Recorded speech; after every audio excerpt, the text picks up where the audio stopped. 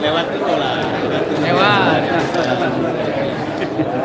Lewat dulu biar bisa selfie semua. Ini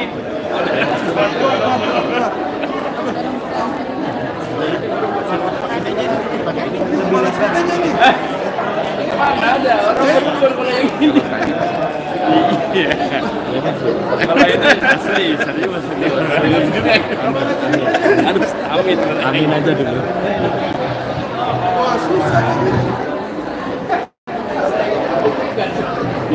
Kami mohon kepada seluruh peserta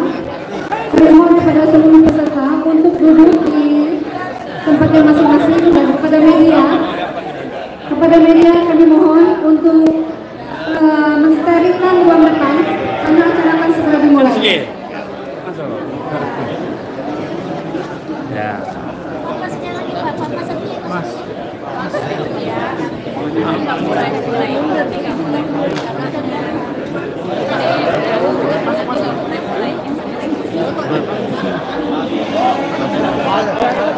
Langsung Pak, langsung sana, langsung geser.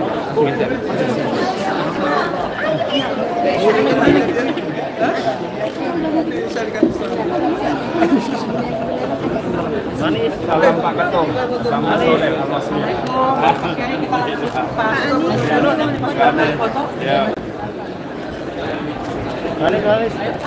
Manis. Nanti lanjut ya.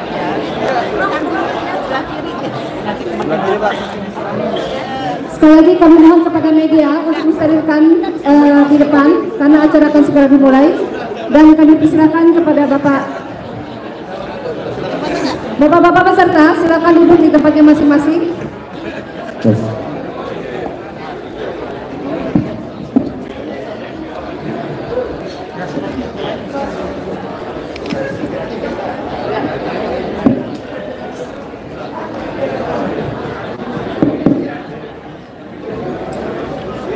Kepada media, kami mohon kepada media.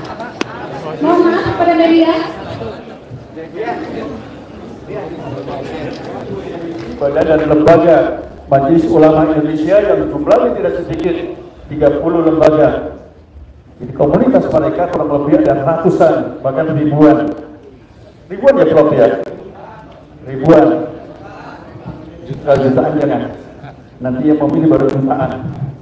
Kemudian dari ormas-ormas Islam yang hadir, ya, mereka hadir juga di tengah-tengah forum yang sangat penting strategis. Tidak perlu lama-lama saudara-saudari sekalian yang saya muliakan, kepada capres yang kami hormati, yang kami muliakan, langsung saja kami berikan waktu tidak seluas-luasnya, kurang lebih 1 jam. Dan nanti tidak ada tanya jawab, karena kita akan mengikuti etik yang tadi sudah dibangun dalam seksi dengan Pak Prabowo. Silakan kepada, ya kalau nggak 1 jam ya 5 menit saja Pak Capres.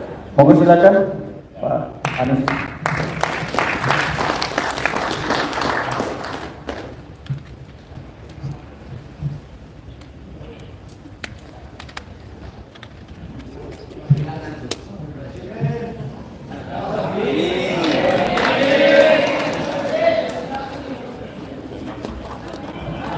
Sekarang ini amin aja dulu Pak. Apapun yang kita inginkan jawabnya amin. Insya Allah amin. Assalamualaikum warahmatullahi wabarakatuh. Alhamdulillahilladzi arsala rasulahu bil huda wa dinil haq liyudhhirahu 'ala dini kullihi wa kafa billahi shahidan. Asyhadu an la ilaha illallah wa asyhadu anna Muhammadan abduhu wa rasuluh. Allahumma shalli wa sallim wa barik ala sayyidina Muhammad wa ala alihi wa ashabihi ajma'in. Rabbi shrah li sadri wa yassir li amri wahlul 'uqdatam min lisani yafqahu qawli. Amma ba'd. Yang saya hormati, yang saya muliakan, yang kami teladani, kami panuti, para alim ulama, para kiai, dan mungkin juga para habaib yang hadir bersama di sini.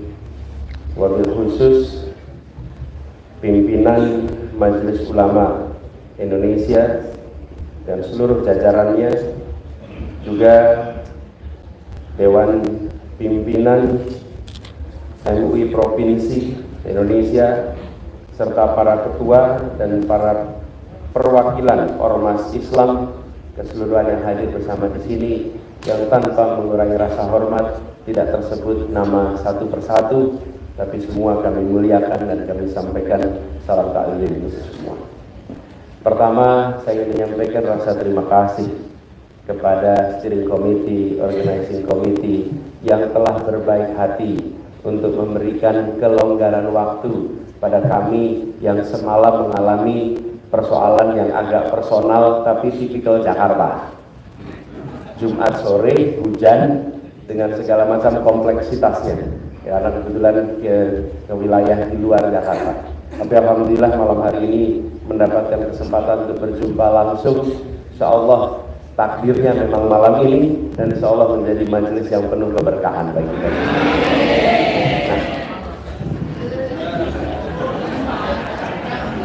Iya. Jadi kalau sudah amin itu agak repot kita nih Pak. Baru kali ini Pak ada amin diaminkan Pak. Amin ya ulama. Jadi sekalian kami hormati, kami mendapatkan tugas untuk berbicara tema yang tadi disampaikan tentang penguatan demokrasi dan pengukuhan harmoni bangsa, persatuan. Karena itu kalau boleh izinkan kami menyampaikan beberapa gagasan utama yang juga barangkali terkait dengan apa yang akan bisa kita kerjakan sama-sama. Alhamdulillah kita mendapatkan keberkahan sebuah negeri yang amat kaya raya. Ketika kita mendengar kata kaya raya, biasanya material. Tapi sesungguhnya kekayaan negeri ini itu ada pada manusianya. Kekayaan yang luar biasa dengan beragam budaya, suku, dan kita berhasil mendapatkan sebuah perjalanan bangsa yang kalau boleh kami sampaikan luar biasa. Ke depan ada visi kami, tapi visi ke depan itu saya ingin sampaikan sebagai sebuah rentetan perjalanan. Alhamdulillah bangsa-bangsa di Nusantara ini pada tahun 1928 menyepakati satu yang pertama, yaitu satu bangsa, ditandai dengan menyepakati satu bahasa persatuan. Kalau saja kita tidak menyepakati satu bahasa persatuan, barangkali musyawarah MUI hari ini di belakang ada penerjemah untuk seluruh suku bangsa. Kita menganggap ini normal bisa menggunakan bahasa Indonesia, tapi dulu tidak sama sekali. Di Pasar Senen, Jakarta, itu banyak kios-kios tahun 30-an mengajari kursus bahasa Indonesia. Karena orang dari mana-mana untuk menjadi Indonesia ditandai dengan bisa berbicara bahasa Indonesia. Tapi kesepakatan itu dahsyat. Ini membuat kita punya rasa kebersamaan. Seberat apapun konflik yang dihadapi, termasuk konflik berdarah sekalipun, ketika duduk satu meja antar pihak yang bertikai, antar suku, antar etnis, tidak diperlukan penerjemah untuk menegosiasikan perundingan perdamaian. Tak pernah. Dokumen kita seluruhnya MPR, DPR, pemerintahan satu bahasa. Cuman kita sekarang itu menganggap sudah biasa saja, padahal tanpa itu tidak terjadi. Di Eropa hari ini dibentuk satu negara, namanya Uni Eropa. Bangsanya 28. Bapak itu tahu bahasa resminya di Uni Eropa? Bahasa apa kira-kira kalau di Eropa? Inggris sudah tidak anggota lagi di EU. Sudah Brexit itu. Bahasa Prancis, Jerman tidak mau pakai. Bahasa Jerman yang lain tidak mau pakai. Kalau sekalian bahasa resminya 23 bahasa. Karena itu ketika Republik ini bisa menyepakati bangsa yang satu bahasa, saya sering sampaikan di forum dunia. Anda mau tahu bangsa paling toleran dan harmoni? Lihat di ujung tenggara Asia, namanya Indonesia. Di situ bangsa ini. Dan yang disepakati adalah bahasa Melayu. bukan bahasa yang paling banyak penggunanya. Karena paling banyak penggunanya apa? Jawa. Nomor 2 Sunda. Ya. Tapi yang disepakati bukan yang paling banyak, itu diperlukan kematangan yang luar biasa. Kematangan yang luar biasa. Apa kata orang Jawa kalau utusan Jogjawa itu pulang ke Jogja, pulang ke Solo, terus tetangganya bilang, panjenengan tambi itu, poso seberang itu. Jangan bicara tahun 2023, kita bicara 1928. Anda terima bahasa orang seberang? Apa? Ya, kita sepakati. Mereka memahami, mencari sebuah bahasa yang bisa memberikan perasaan kesetaraan, bahasa yang memberikan perasaan kebersamaan, dan mereka menyadari bahasa yang paling tepat adalah bahasa Melayu. Dahsyat, itu satu yang pertama. Gak usah panjang-panjang, satu pertama. Satu yang kedua, kita menjadi satu bangsa, satu negara. Satu bangsa, satu negara, tahun 45. Jadi punya negara sekarang. Satu yang kedua. Satu yang ketiga adalah 1950. Ketika ada petisi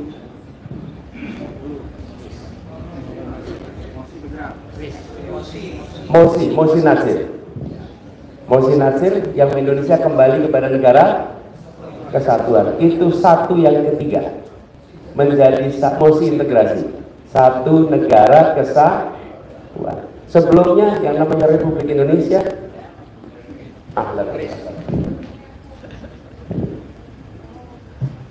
adalah Yogyakarta dan sekitarnya, bukan tempat lain. Yang lainnya Republik Indonesia Serikat. Ini satu yang ketiga. Tapi wilayah Indonesia baru tanah, airnya tidak masuk Indonesia.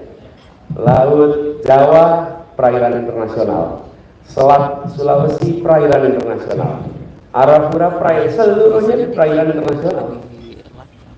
Lalu tahun 57 Juanda melakukan deklarasi yang kita kenal dengan deklarasi Juanda, menyatakan seluruh tanah dan air dalam batas zona ekonomi eksklusif adalah wilayah Indonesia. Tapi dunia belum mengakui. Dunia tidak mengakui, baru tahun 82. 25 tahun perjuangannya baru diakui. Ini satu yang keempat. Jadi kita sudah mengalami satu. Ini judul di sini adalah harmoni bangsa. Ini semua menjadi satu ini. Satu bangsa, satu negara, satu kesatuan, satu tanah air.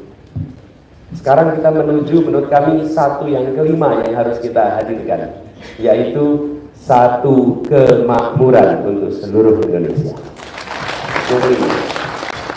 Jadi hari ini kita sudah 1-4, tapi kita ini masih timpang, ketimpangan yang luar biasa. Bila kita lihat kualitas manusia, pembangunan itu bukan soal barang yang bisa difoto. Pembangunan itu tentang manusianya, kesejahteraan manusianya. Indeks pembangunan manusia Jawa dan Sumatera tahun 2013 angkanya 69. 2013. Di luar wilayah itu angka 69 itu tahun 2022. Selisihnya 10 tahun, bukan 4 poin. 10 tahun. Jadi mengangkat kualitas manusia 1 poin, 2 poin itu kelihatannya kecil, tapi ketika bicara waktu diperlukan waktu 10 tahun. Apalagi bila kita lihat lebih jauh, kota dengan luar kota pedesaan, seantar pulau, ketimpangan menjadi fenomena kita hari ini. Bila ini tidak diselesaikan, maka potensi disharmoni bisa terjadi. Bapak sekalian tentu ingat peristiwa balkanisasi tahun 90-an yang efeknya Bosnia mengalami, masyarakat Bosnia Herzegovina mengalami kekerasan etnik cleansing waktu itu. Apa yang terjadi di sana? Ya, konflik antar etnik itu di ujung. Tapi sebelumnya 8 wilayah di dalam Yugoslavia mengalami ketimpangan yang luar biasa. Antara Makedonia, kemudian Bosnia, Serbia, Slovakia, dan seluruh negara itu. Timpang yang luar biasa, ketimpangan yang dibiarkan, ketimpangan yang tidak diselesaikan. Lalu di ujung muncul pemantik pecah. Ini seperti hutan yang dikeringkan, lalu tinggal satu puntung rokok jatuh, maka terbakar hutan itu.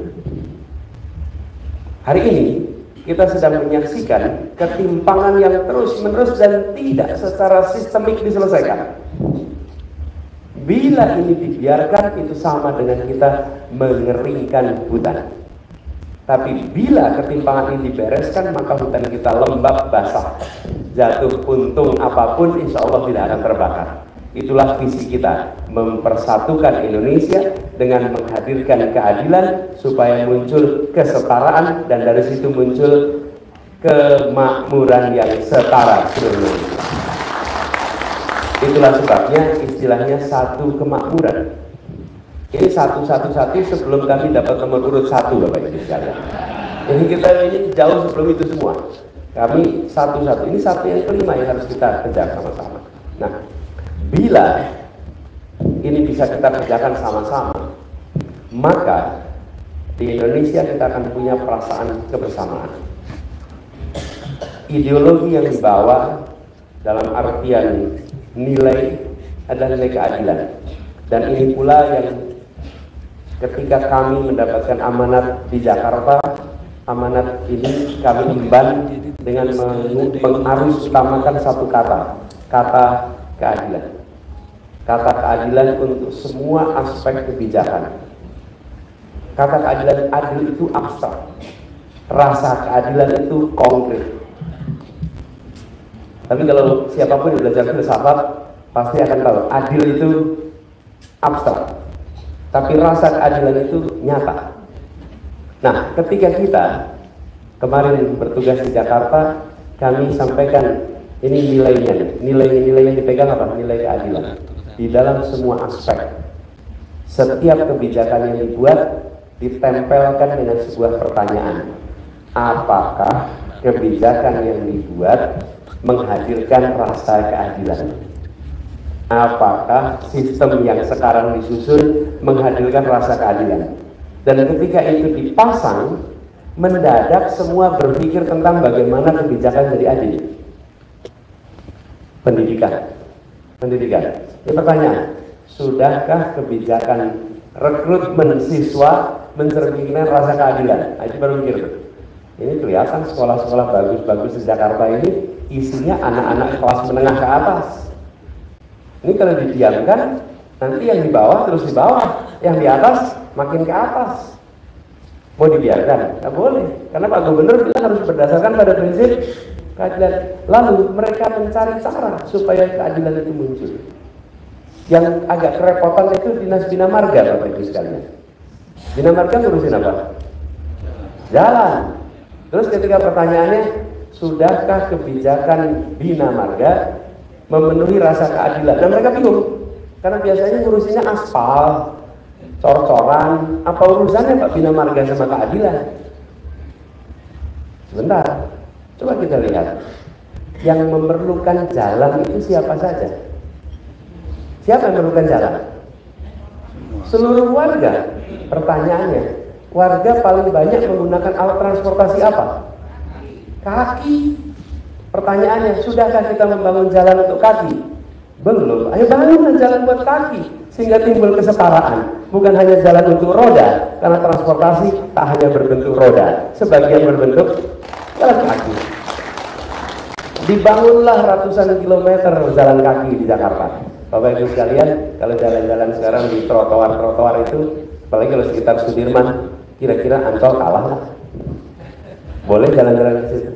Mendadak kita mengubah kaki, terus apa? Sepeda, terus motor, ras, begitu dimasukkan itu. Taman, sama. Yang ngurusin taman ketika pertama kali dengar, kenapa harus adil ngurusin taman? Taman kan urusannya beli tanaman apa? Di mana urusan keadilan di sini? Sebentar, coba dilihat. Yuk, peta Jakarta dilihat, di mana lokasi taman kita. Nah, ketika diperhatikan, taman-taman kita itu lokasi di daerah yang makmur-makmur. Daerah kampung-kampung nggak ada tamannya. Lah yang lebih butuh taman siapa? Kelas menengah udah punya taman di rumah masing-masing. Yang butuh taman justru mereka yang berada di kampung-kampung padat. Dan alhamdulillah dilakukan pembangunan kita ini membangun lebih dari 300 mungkin taman. Sehingga sekarang ini apa yang terjadi? Dimanapun kita berdiri di Jakarta, dalam jarak 900 meter akan ketemu taman untuk rakyat di Jakarta. Dimanapun. Mendadak berubah. Tapi solusinya bukan dari saya, solusinya dari mereka. Tapi mereka harus menjawab pertanyaan saya. Sudahkah memenuhi rasa keadilan? Mereka yang buat, mereka yang punya pengalaman, mereka yang punya peta. Saya berikan guideline aja, begini. Dan mengubah konsep taman. Taman itu dalam bahasa Indonesia. Kalau dalam bahasa Inggris ada dua. Ada garden, ada park. Kalau garden itu untuk ditonton. Kalau park untuk bermain. Kota-kota selalu punyanya park. Kita selalu punyanya garden. Cirinya garden apa? Lahan besar rumput, ada tulisannya dilarang menginjak rumput. Lah terus anak keluarga miskin boleh main di mana kalau anak keluarga miskin tidak main di atas rumput yang dimiliki negara? Nanti rusak tanam lagi, nanti kotor, dibersihkan. Bayangkan lahan sebesar Monas itu tidak boleh diinjak-injak untuk anak kecil bermain dari kampung-kampung sekitar Senen, Gambir yang padat yang mereka tidak punya tempat bermain. Diubah itu semua dari garden jadi park, jadi tempat bermain buat anak-anak seluruh unsur masyarakat Jakarta. Berubah. Jadi sekalian yang saya ingin sampaikan dari pengalaman kami, kepemimpinan itu makin besar organisasi yang dipimpin, makin banyak orang yang harus dipimpin, maka makin mengandalkan nilai. Makin sedikit yang dipimpin, makin mengajarkan kerja praktis. Kalau saya bertugas memimpin 25 orang, maka 25 orang satu-satu saya beri tugas. Anda tugasnya ini, Anda tugasnya ini, Anda tugasnya ini. 25 orang. Begitu saya memimpin 250 orang, maka saya akan bikin struktur organisasi. Saya akan menyusun alur kerja, saya akan menyusun target-target, sehingga 250 orang yang berada dalam tanggung jawab saya akan menjalankan tugasnya sesuai dengan misi organisasi.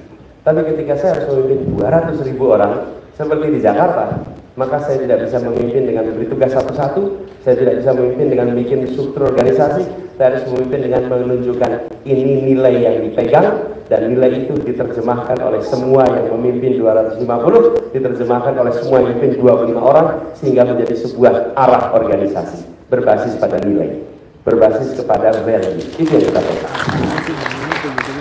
Jadi reform yang dilakukan bicara tentang keadilan. Nah, ini juga yang menghasilkan harmoni, karena kami meyakini bahwa harmoni kedamaian tidak ditandai dengan tiadanya konflik. Harmoni kedamaian itu ditandai dengan adanya rasa keadilan. Ketika ada rasa keadilan, di situ ada persatuan. Kalau ada contoh sebuah bangsa, sebuah masyarakat yang bersatu dalam ketimpangan, saya rasa menarik untuk jadi pelajaran. Nah, ada bersatu dalam ketimpangan, ada. Selalu bersatu dalam keadilan. Dan ini yang kita pegang sama-sama.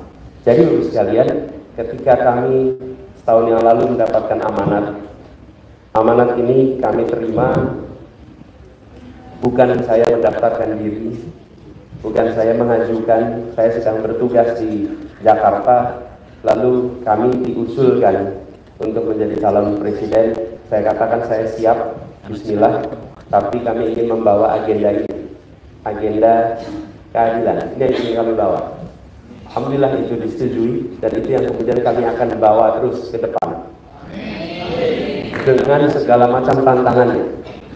Karena semenjak dicalonkan, yang mencalonkan pun punya tantangan banyak sekali. Kalau saya udah 5 tahun di Jakarta, macam-macam tantangannya itu. Tapi Allah selalu berikan jalan keluar lewat pintu-pintu yang tak terduga sebelumnya. Insya Allah ke depan juga begitu. Amin. Amin. Nah, jadi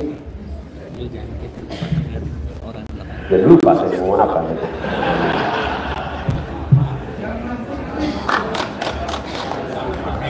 Amin. Jadi kita melihat Indonesia ini sebagai sebuah tempat yang kalau kita tidak segerakan membereskan soal kesetaraan antar semua faktor. Nah, konsep nilai itu harus diturunkan menjadi sebuah mantra yang mudah dipahami. Mudah dipahami. Jadi prinsipnya kami sampaikan, membesarkan yang kecil tanpa mengecilkan yang besar, menguatkan yang lemah tanpa melemahkan yang kuat. Pegang itu. Dan kalau itu dipegang, maka pertanyaan itu tinggal ditempelkan aja. Saya beri contoh. Hari ini kita menyaksikan ada begitu banyak keluarga di Indonesia yang ingin punya rumah tapi tidak bisa punya rumah. 12,7 juta keluarga yang ngantri ingin punya rumah, tidak punya rumah. Kalau di Jakarta, Bapak Ibu sekalian, kalau Bapak Ibu boleh tebak, berapa orang di Jakarta yang punya rumah dan berapa persen yang ngontrak? Ada nggak yang mau nebak? 70 kontrak. 4951. 49% penduduk Jakarta adalah kontraktor. 51% itu punya rumah. Punya rumah. Ini kalau kita biarkan terus, sekalian, ini biarkan terus. Nanti ke depan makin sulit anak-anak kita akan punya rumah. Kenapa? Sederhana sekalian, coba perhatikan. Semua pembiayaan untuk bikin rumah nih, harus pakai KPR. KPR itu kalau ada supir pengemudi, satu pengemudi untuk keluarga, satu pengemudi perusahaan. Yang pengemudi perusahaan punya kontrak dengan perusahaan. Yang pengemudi dengan keluarga tidak punya kontrak. Gajinya sama nih, dua-duanya ke bank mau ngurus KPR. Yang dapat yang mana? Kontrak. Yang perusahaan. Yang ini dapat tidak? Tidak. Nah, mayoritas rakyat Indonesia sektornya formal atau informal? Informal. Tapi negara tidak pernah diatur untuk bisa melayani mereka yang berada di sektor informal. Apa yang terjadi? Tersingkirkan, terkalahkan terus-menerus sistemik. Itu yang menyebabkan ketimpangan itu makin hari makin sistemik. Mereka yang kecil, yang lemah, waduh, repot sekali. Kami beri contoh di Jakarta.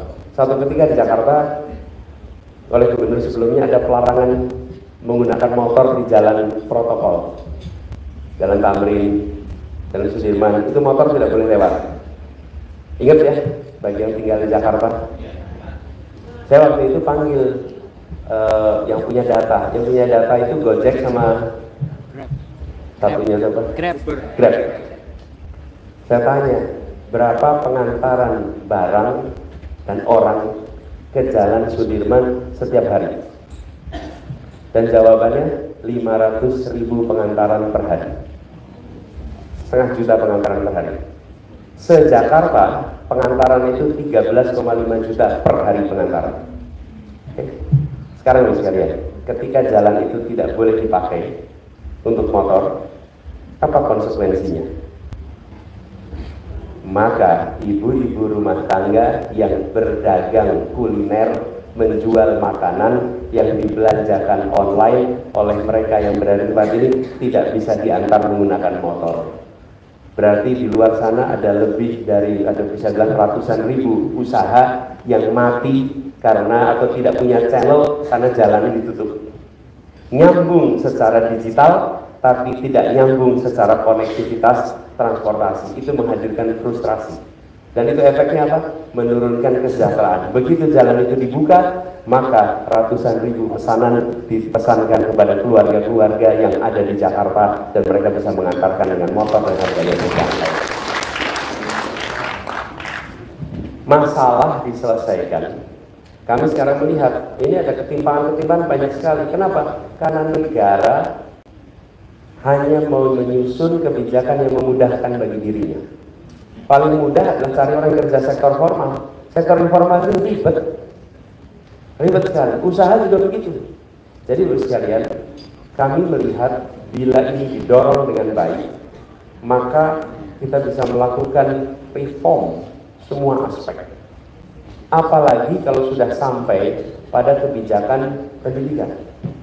kebijakan pendidikan kita telah mendorong industrialisasi pendidikan, khususnya pendidikan tinggi, dengan beban biaya yang dititipkan kepada keluarga, bukan dipegang oleh negara.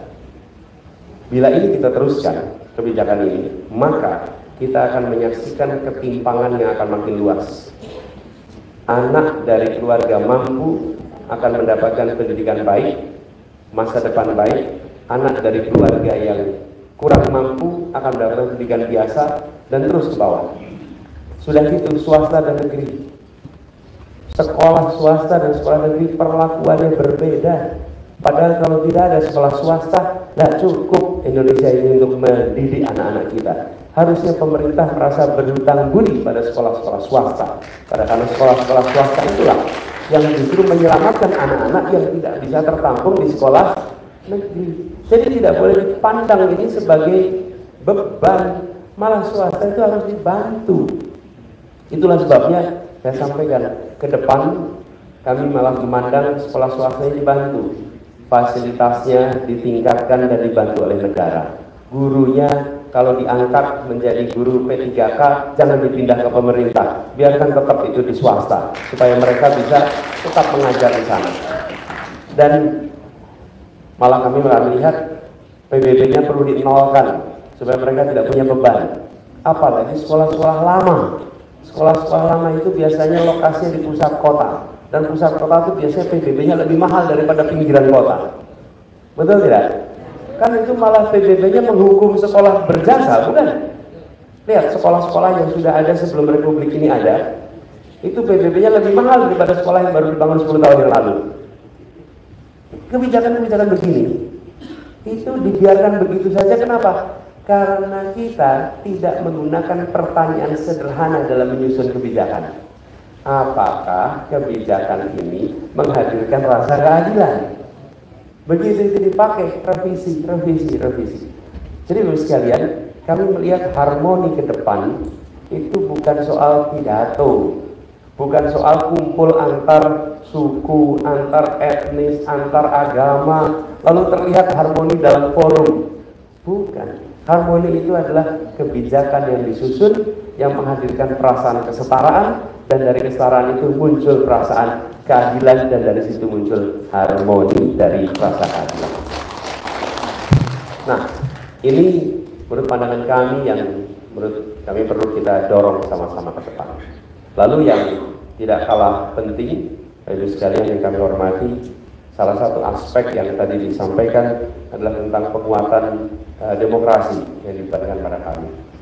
Kami melihat proses musyawarah rakyat yang begitu besar itu tidak sederhana. Orang masih banyak yang berdebat tentang demokrasi itu apa. Kalau bicara demokrasi menurut ilmu politik, definisinya ada minimal, ada mengumpulkan definisi demokrasi dan terkumpul 564 definisi. Oke. Jadi kalau ada orang berdebat soal demokrasi, barangkali definisi yang dibilang si A dengan definisi yang dibilang si B itu beda. Karena ada 564 definisi tentang demokrasi itu. Jadi, saya ingin sederhanakan dalam konteks kita. Bagaimana kehidupan bernegara ini diatur dengan adab yang benar, dengan etika yang dijunjung tinggi, dan negara yang mengandalkan pada prinsip hukum. Menurut kami, Indonesia harus terus berada dalam realnya, bukan sebagai negara kekuasaan, tapi sebagai negara hukum. Dalam negara hukum, kekuasaan diatur oleh hukum. Dalam negara kekuasaan, hukum diatur oleh kekuasaan. Nah, akhir-akhir ini kita melihat gejala yang agak berbeda, di mana banyak aturan-aturan yang mengalami perubahan, yang prosesnya dan kepentingannya tidak mencerminkan yang sesungguhnya menjadi aspirasi dari kebanyakan rakyat Indonesia. Betul tidak? Tidak usah tepuk tangan, tidak apa-apa. Karena sudah tahu juga karena bagaimana. Ya, jadi kami melihat mengembalikan dan menjaga Indonesia tetap berada di dalam koridor negara hukum itu prioritas kita. Dengan begitu proses musyawarah, baik musyawarah melalui penusukan suara penusukan penama partai atau nama orang, maupun musyawarah yang terjadi di dewan, musyawarah yang terjadi dalam tempat-tempat lain, itu semua dibawa dengan menjaga etika, dengan menjaga prinsip sebagai sebuah negara hukum.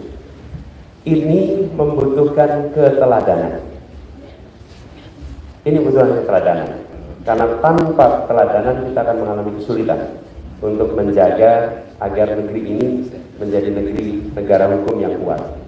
Lalu, Bapak sekalian, kita punya PR yang tidak kalah penting.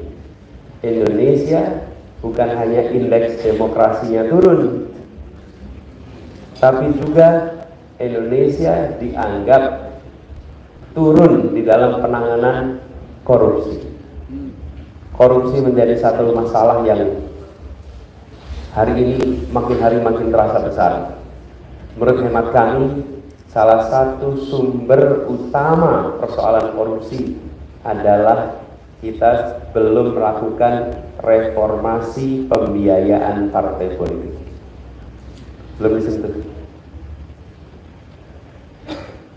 Kita sudah reformasi tentang pengadaan penyelenggaraan pemilu dari partai hanya 3 menjadi partai yang bebas, sudah dikerjakan. Kita sudah reformasi hubungan pusat daerah dengan ada otonomi daerah, ada desentralisasi.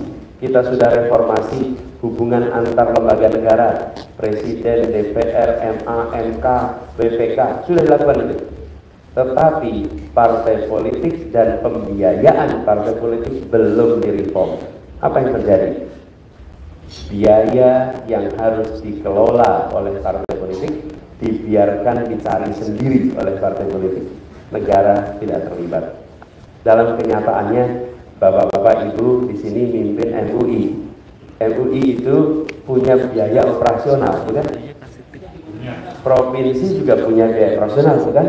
Pertanyaannya, kalau tidak dialokasikan anggaran, maka harus mencari sendiri. Oke? Harus cari sendiri. Nah, kita ini maunya tutup mata. Pokoknya partai tidak dibiayai, bagaimana Anda biayai, kami tidak mau tahu. Konsekuensinya apa? Ya mereka kemudian partai politik harus mencari kreativitas dalam tanda kutip untuk membiayainya. Dan kreativitas ini menjadi jebakan-jebakan yang rentan pada praktek yang koruptif. Kenapa? Kita tidak mau berterus terang bahwa nyatanya ada biaya di situ.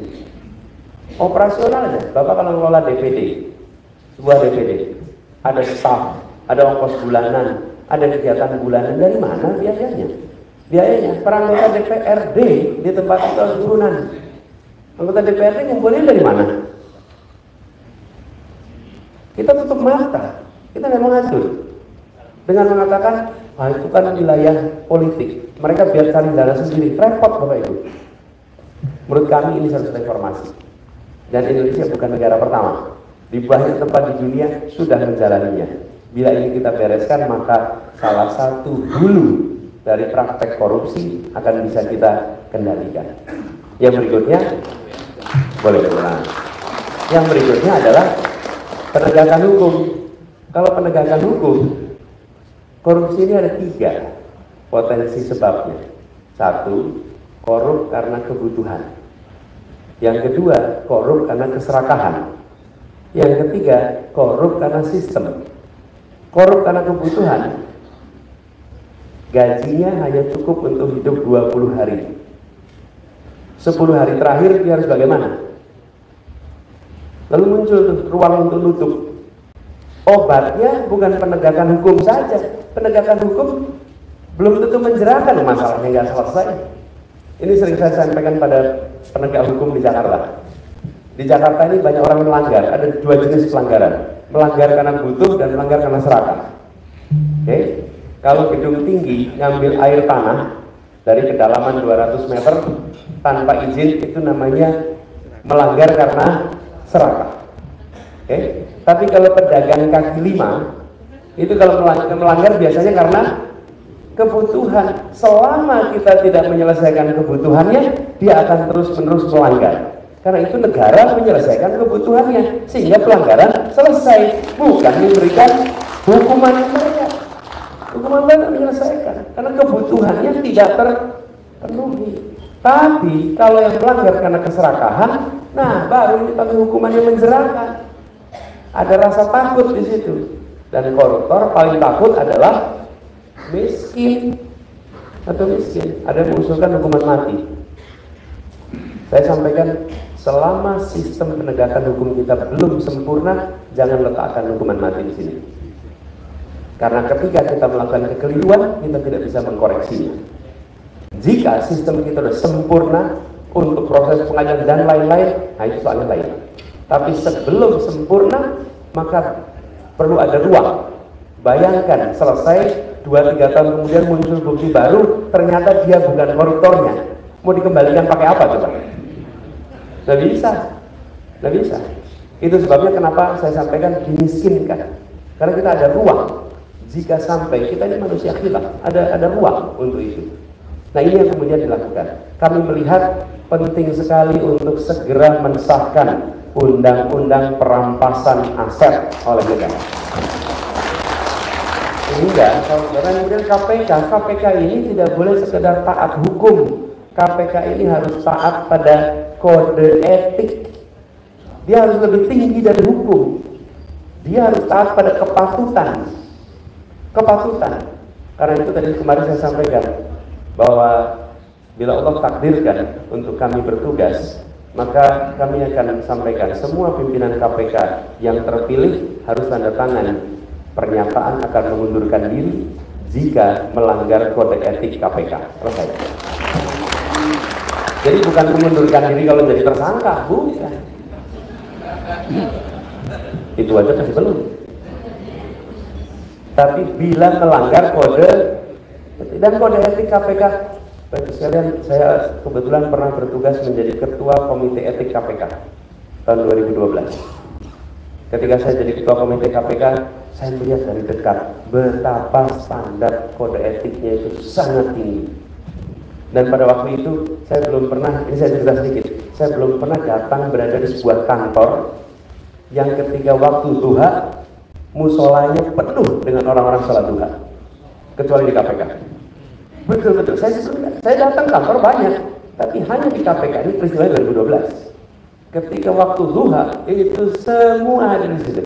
Begitu waktu sholat masuk, semua berbondong-bondong ada di musola. Dan waktu saya ngobrol dengan mereka, itu mereka selalu cerita.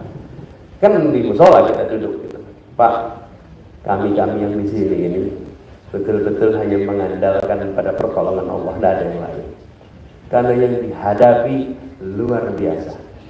Bapak sekalian, luar biasa. Kita di sini tahu beres Bapak Ibu. Karena mereka tak bercerita. Itu kalau datang ke situ ketemu dengan mereka-mereka yang bertugas, kalau saya mengatakan saya bangga lihat anak-anak muda penuh integritas yang waktu itu menjaga KPK. Luar biasa. Nah, tapi sebagian udah dikeluarin kemarin.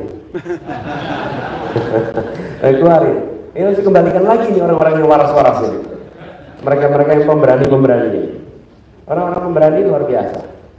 Saya pernah ngobrol dengan satu orang. Saya cerita, kenapa kamu mau di KPK jadi berani? Itu saya cerita gini, Bang, saya tuh pernah tugas di polisi, dikirim ke Aceh. Kemudian ada konflik bersenjata di situ.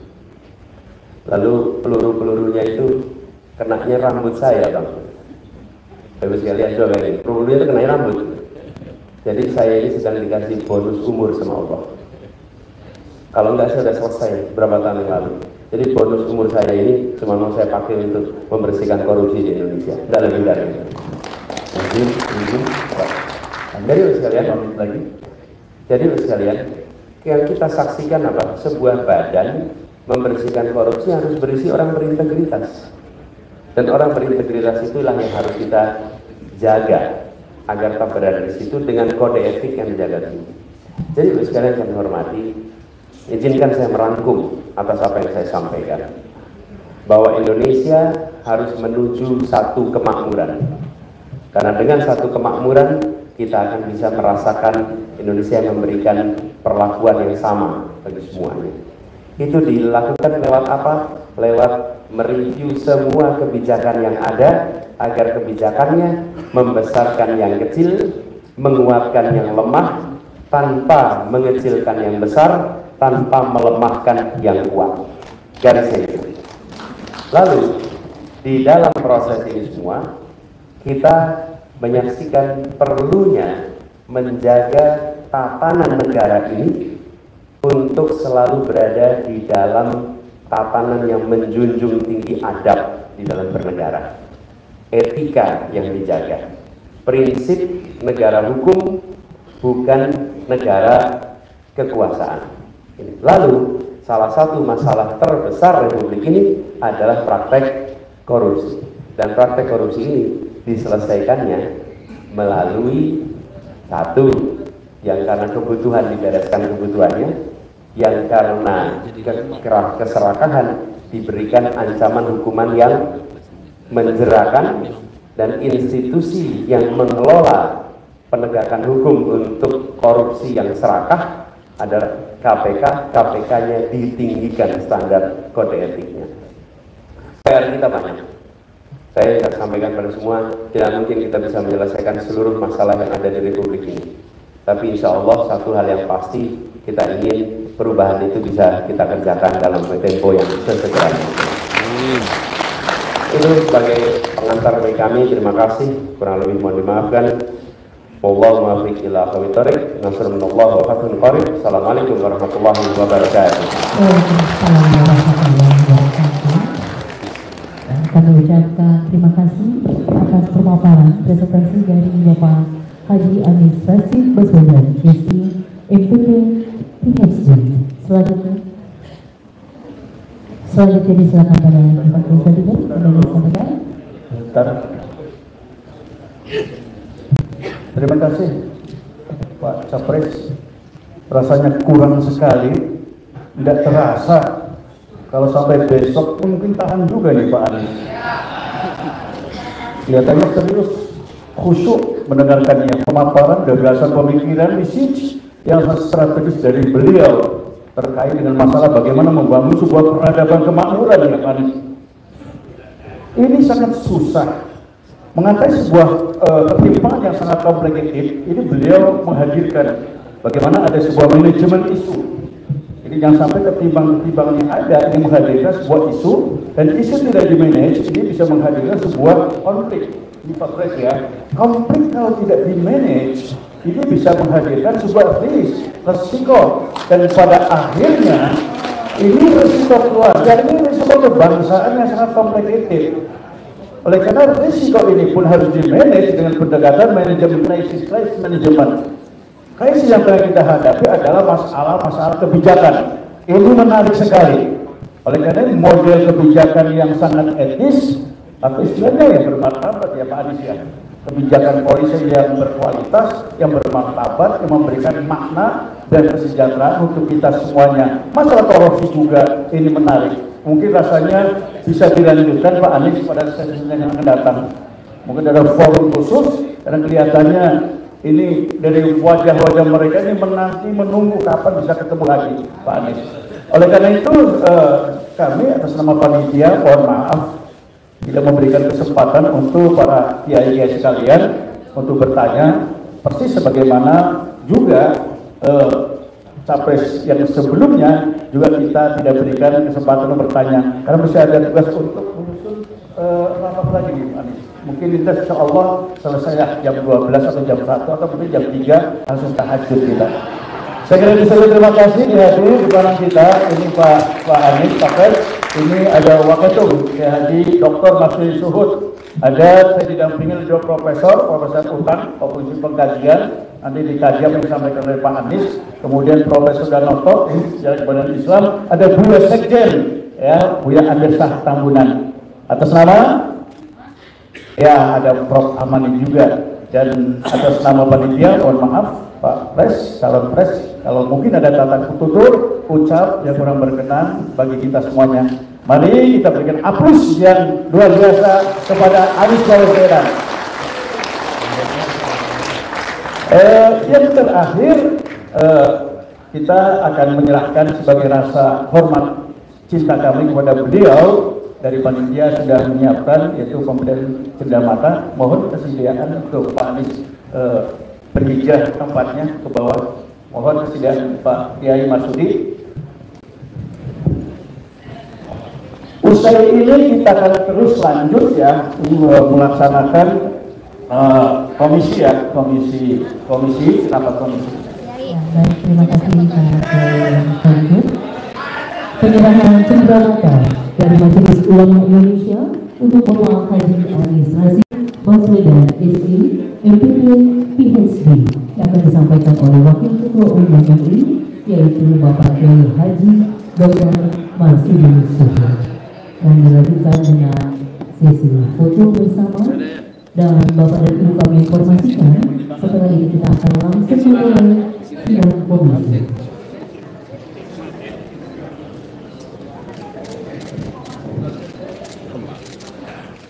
Sekali lagi terima kasih atas partisipasi dan kehadiran Bapak Anies dalam acara Musyawarah Kerja Nasional ketiga Majelis Ulama Indonesia, meningkatkan hikmat Majelis Ulama Indonesia untuk kemanusiaan, kebangsaan, keadilan dan kesejahteraan.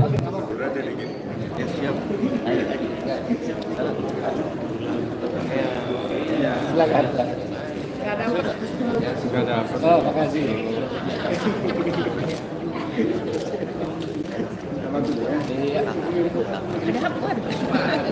Kurang mundur. Ambil yang dari sana tuh. Ada yang dari belakang. Ya. Ya, Oke. jalan. Terima kasih saya mengucapkan Bapak selamat bertugas dan beraktivitas kembali, dan terima kasih atas kehadirannya dalam acara informasi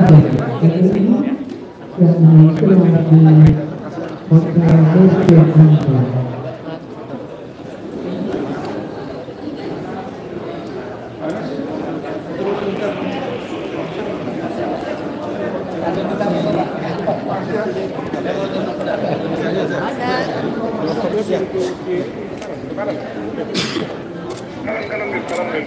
di sambil kami memberikan informasi bahwa Komisi A, Bapak Ibu bisa melihat pembagian nama yang berada di WA grup peserta penugasan atau pengumuman kepada Ibu baik di Komisi A, Komisi B, dan Komisi C. Kami perhatikan kepada Ibu yang berada di Komisi A adalah berada di rumah Teluk Jakarta, sedangkan Komisi B1 berada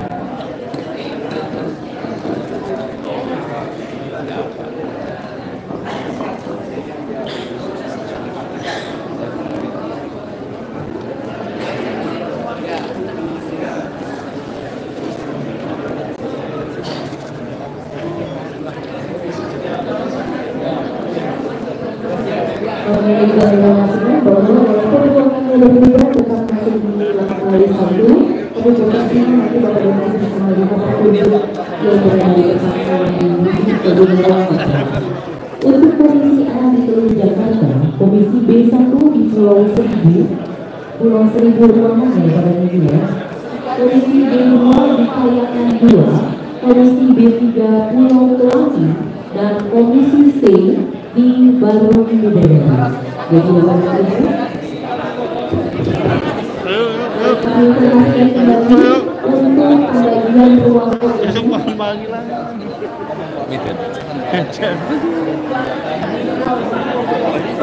Bapak Ibu semuanya, kalau sidang komisi hanya bisa dilaksanakan malam ini karena besok semua ruangan yang dipakai malam ini sudah dipakai orang. Sudah disikatannya hanya malam ini saja.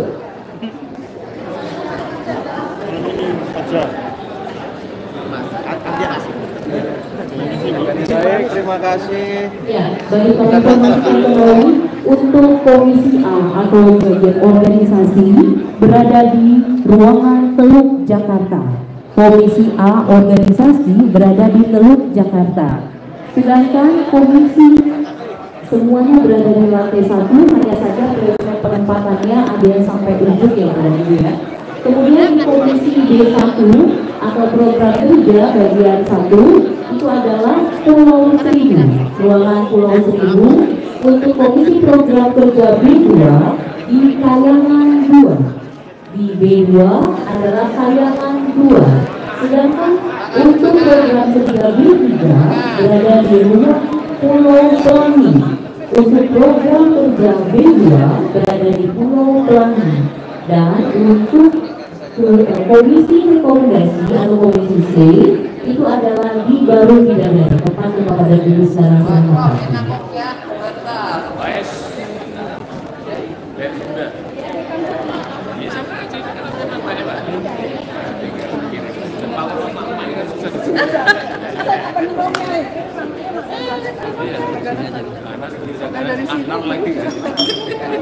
Baik, kami ulangi sekali lagi, Bapak dan Ibu, untuk komisi organisasi atau A berada di ruangan Teluk Jakarta. Komisi organisasi atau A berada di ruang Teluk Jakarta. Komisi B1, program kerja B1 berada di ruangan Pulau Seribu. Untuk program kerja B1, Pulau Seribu. Untuk program kerja B2, Pulau Kayangan 2. Mohon maaf, untuk B2 di ruang Kayangan 2. Sedangkan untuk program kerja B3 berada di Pulau Pelangi, ruang Pulau Pelangi. Sedangkan untuk komisi rekomendasi atau C itu berada di Bandung Bidadari, tempat Bapak dan Ibu sekarang ini sedang tinggal.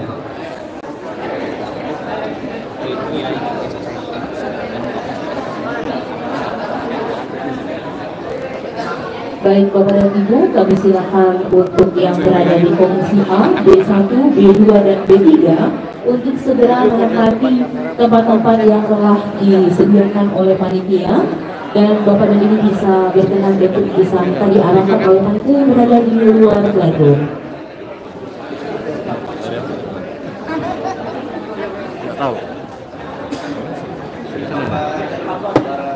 Ya, mohon dipastikan yang berada di ruangan ini adalah yang komisi rekomendasi atau C. Bapak dan Ibu bisa mendapatkan informasi pembagian nama itu berada di WA grup peserta. Bapak dan Ibu bisa melihat pembagian nama Bapak dan Ibu berada di WA grup peserta. Dan apabila ada Bapak dan Ibu yang namanya belum tertera, kami silakan untuk menghubungi panitia. Sekali lagi, apabila ada Bapak dan Ibu yang belum tertera, disilakan untuk menghubungi panitia.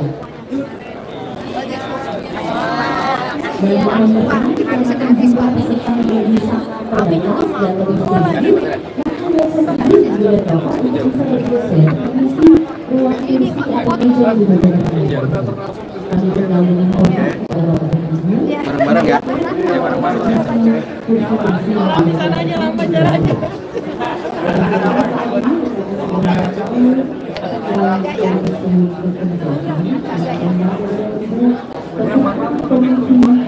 Oh ya, oke siap. Siap. Sudah ya.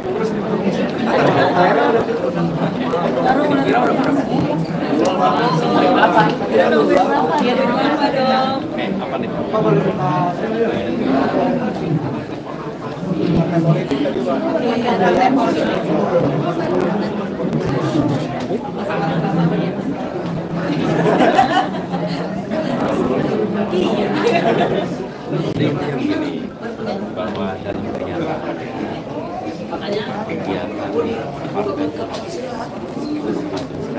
partai dan kegiatan kampanye juga di